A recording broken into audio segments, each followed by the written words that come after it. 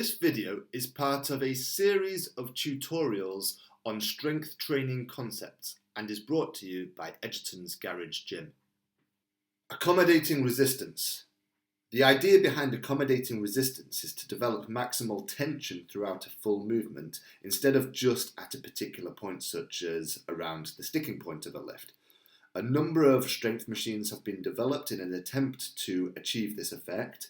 This effect can also be achieved while lifting a barbell using lifting chains. One end of the chain is attached to the bar while the other end rests on the floor. As the bar is lifted, some of the chain links are lifted off the floor, thus increasing the overall load of the bar. The same accommodating resistance effect can be achieved by attaching resistance bands to a bar and securing the other end of the band to the floor. As the bar is lifted, the band is placed under greater tension, thus increasing the overall load of the bar.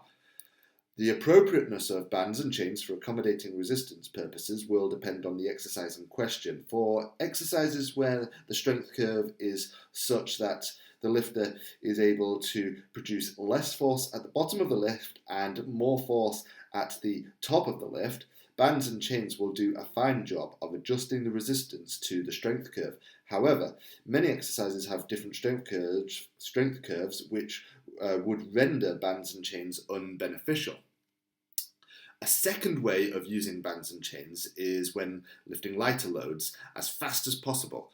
These types of lifts can be a great way of producing power. However, if the load is substantially less than one repetition maximum, then very little force will actually be produced in the top half of the movement, since a significant portion of that lift will involve decelerating the bar to a stop at the top.